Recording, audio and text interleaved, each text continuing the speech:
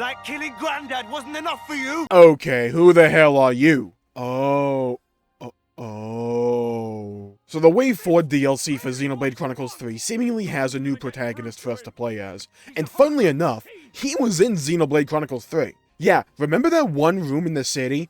I'm on the road to Viridian City. With the statues of the founders? Yeah, he's the House Vandham founder. Which means, before we get into the rest of the video, we're gonna finally be able to play as a Vandham. Let's freaking go. There's been a skip in my step ever since I realized that information. In the trailer, we also saw a gauntlet, which looked very similar to either the Nintendo Power Glove or the gauntlet Noah used when he drew Lucky 7 to slice a flame clock. However, the actual identity of this new playable character has been shrouded in mystery. I have some guesses and theories as to who he is, but really all we got for concrete proof is that statue in the Founders Room, which we can glean some information from, mainly because it tells us a pretty shocking amount of actual information about where this story's probably going. So we know that Vandham, who I'll refer to as the new character, we know Vandham fights N at some point, and either before the fight or during the fight, he realized,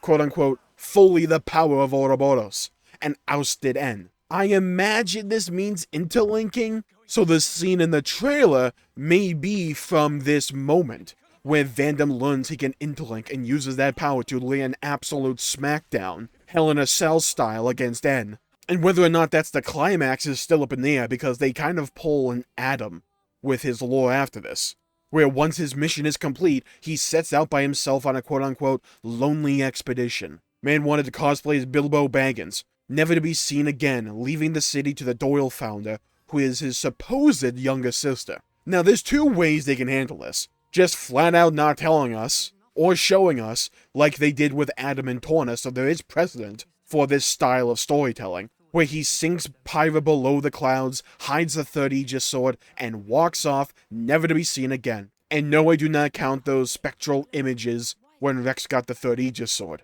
Now, the other thing they could do is actually just show us that lonely expedition, and have it be a big part of this actual DLC story, which could explain why they barely showed anything from this trailer, especially about the guy who is supposedly the protagonist of it. And then potentially on this lonely expedition, there could be one big reveal to the overall lore. The question does become who the hell the party is if he goes out on his own, so it might just be a cutscene near the end. But one of the reasons I'm expecting a massive lore reveal or shakeup in this DLC is because of an email Takahashi sent out to the Japanese players of Xenoblade. I believe it was before Xenoblade 3 came out, and I've brought this quote up a couple of times on stream, and I may have brought it up in a video before. And I only have a translation, but I'll leave where I got my translation in the link below. It's from NintendoEverything.com. It is also a stopping point to me.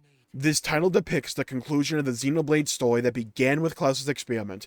While it is a conclusion, that does not mean it is the end of the Xenoblade series. It is just a stopping point in my mind. I think that everyone who played this title and the additional stories in the expansion pass can imagine what lies in the future for Xenoblade. To me, that reads that there is something in this DLC, somewhere, that hints at the future of the story and where Xenoblade 4 will potentially take us. And to me, there's two places where I feel this can happen. If they don't just throw a massive curveball at us and have part of the story be a sequel. They could hint at the future, massively, with the Alvis, Rex, and Shulk section that was first shown. Especially since it appears that Alvis is in front of a fog gate from Future Connected, could become the primary threat in Xenoblade 4, or at least greatly expanded on. The other is in this lonely expedition Vandham sets out on, because we don't know why he goes out on it.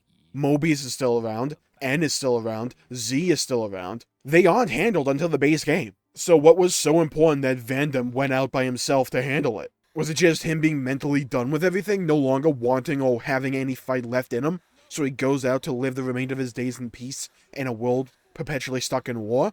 Could be. Did he choose to just walk away from it all? Was there a palpable reason he went out on his own? Now let's talk about who the hell he is in the first place. I'll just rip the band-aid off and lean into it. I think he's Noah and Mio's son. Yeah, the one that was shown in Chapter 6 in the flashbacks. Which means I think the grandfather that he is referring to in this trailer is Rex. Which means I think Rex dies in the DLC, and yeah, it would almost certainly be in Ionios, so Rex would almost certainly come back after the base game, especially since Nia stares at that photo at the end of Xenoblade 3 and says, "I'll see you soon." But still, I don't know if my heart can take that level of emotional turmoil that I would be subjected to. I'm telling you, that emotional turmoil would be severe. Now, I have heard the theory in the comments that I've gotten that Vandham could in fact be Noah's grandson, and there's two main things I've seen pointed out in support of this, and I kinda get it. One, we only ever saw Noah and Mio have one child,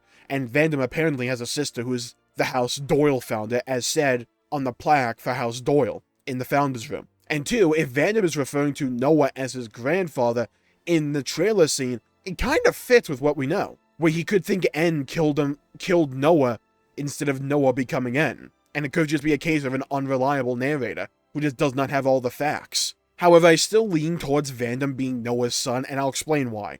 I don't think they would show us Noah and Mio having a kid just to skip that generation and make the one after that the important one, when you could have just changed the dialogue to be "you killed my father" or something if you want him to reference the idea that he thinks N killed Noah. Unless Vandham's father is also a specifically important character in the DLC, I just don't see them doing it. They could, nothing wrong with doing it, it just doesn't feel like something they would do.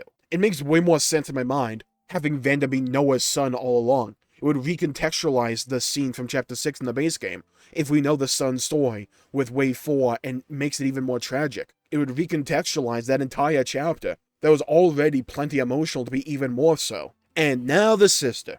So we were only shown that Noah and Mio had a kid, and I think it's entirely possible that in their next cycle, they are reborn, time passes, they meet up again, fall in love, and have another child. This time, House Doyle's founder. It would explain why she is younger as well. Then she would eventually go on to meet up with her brother and become a founder. I think that's probably what they're going to end up doing, and having her be the sister, maybe some big reveal to Vandham at some point in the DLC. It could also just be a red herring because they don't say definitively that she is his sister. Could just be anime being anime, or the relationship just could be fundamentally different and it was mistaken to be a brother and sister thing. Now, I haven't played Xenogears myself, but Vandham looks eerily similar to who I believe is the protagonist of Xenogears, Faye.